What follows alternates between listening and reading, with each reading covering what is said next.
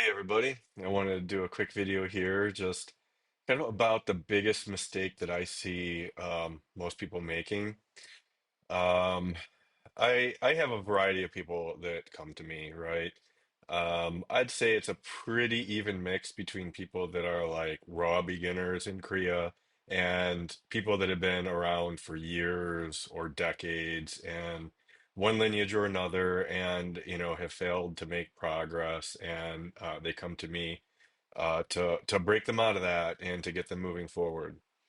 So, between the newcomers and these older people, like there's one common issue that I would say at least 80% of the people that come to me, I have to correct in. And this issue is important. It's extremely important. And that is breathing too quickly in Kriya. I think the root of this issue comes down to Yogananda and his teachings, how he focused so much on the number of kriyas. So humans kind of get this like optimization thing going in their head and start thinking, oh, so if I breathe quicker, I'm going to do more numbers of kriyas, and that's going to help me progress along the path quicker. And that is entirely false. Okay.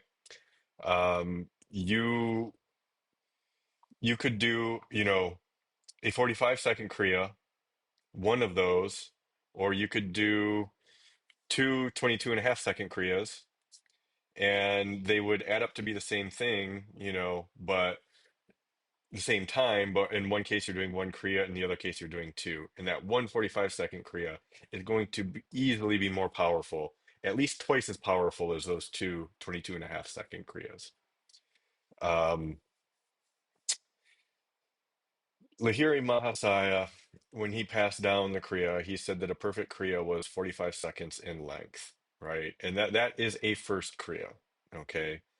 With no real Kumbhaka, maybe, some lineages have a slight pause, but, that's about it. That's 45 seconds just on inhaling and exhaling, right? That is a slow breath. Most people can't do that comfortably right away. That takes some time and effort to train for. But it is worth doing, because the process of Kriya is the process of slowing the body and slowing the mind. And the whole point of doing the pranayama technique is to slow the breath as a lever to slow the body and slow the mind down, slow the metabolism. Um, so if you're doing two 25-second, you're doing 22.5-second Kriyas, you're not going to get the same effect as somebody who's doing the real 45-second Kriya. You're not doing Kriya at that point to its fullest extent. Um, and you shouldn't even be getting into the advanced techniques at all, right? If you can't at least handle a 45-second Kriya. Because the 45-second, the advanced techniques take that 45-second Kriya and add Kumbhaka onto it in progressively more and more and more doses as you go along. You to practice true advanced Kriya, you're taking 3 minutes on a breath, right? Including Kumbhaka, not 3 minutes inhaling and exhaling. That's virtually impossible. Um, that is a lot. That is hard. That is not easy. To be able to get to that level, I had to do a lot of breath hold training and stuff like that off the cushion, to train my body physically to be able to handle it.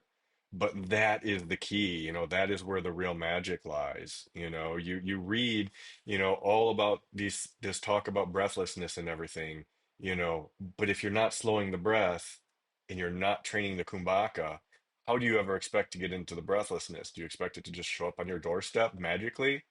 It doesn't really work like that.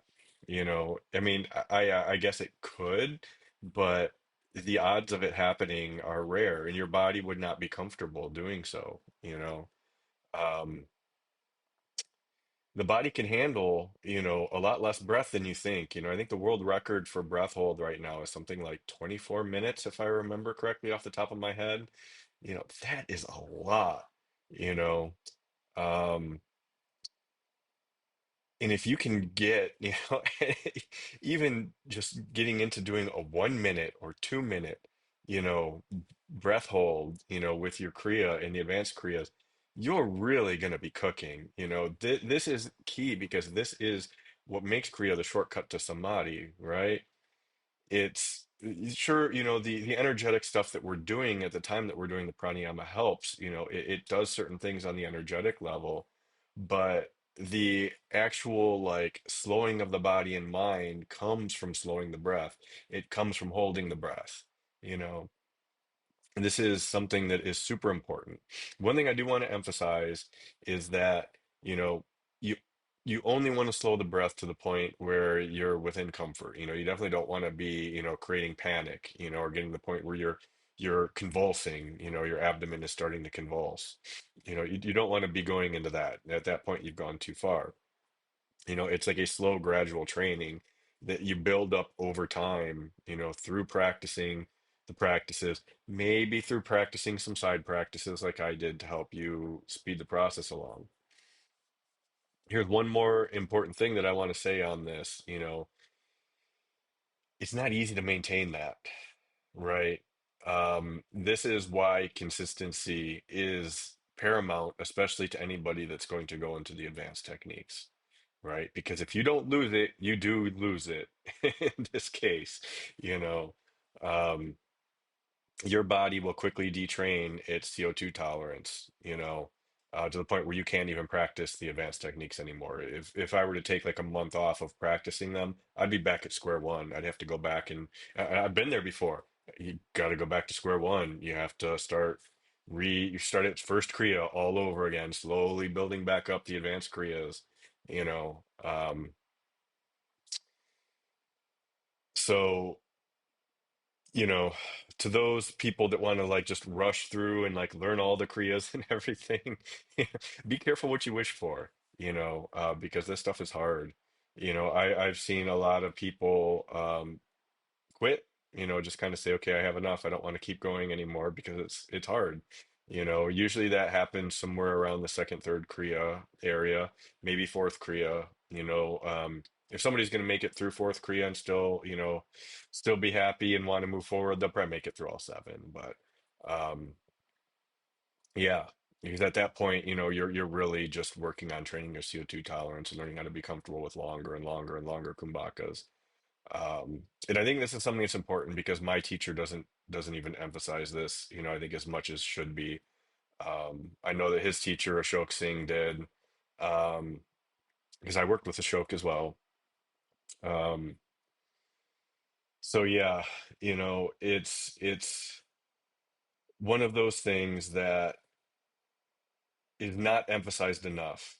You know, for most teachers and most lineages, even some in my own, you have to work on increasing the breath. You have to work on increasing your kumbhakas as you get into advanced practice.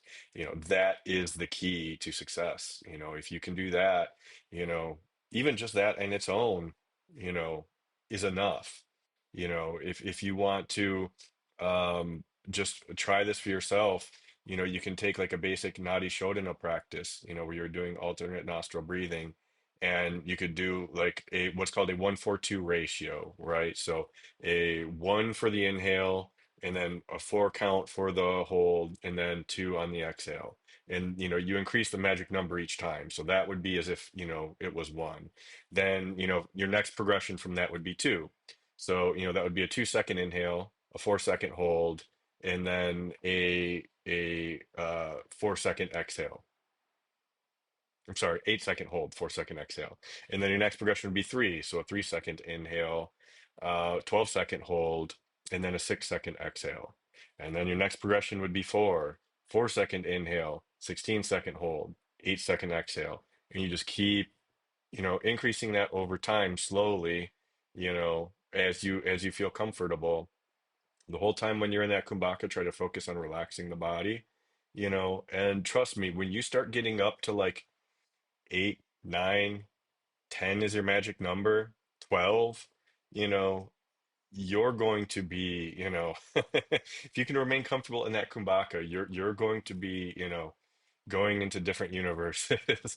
Trust me, it is really that powerful. It is really that important.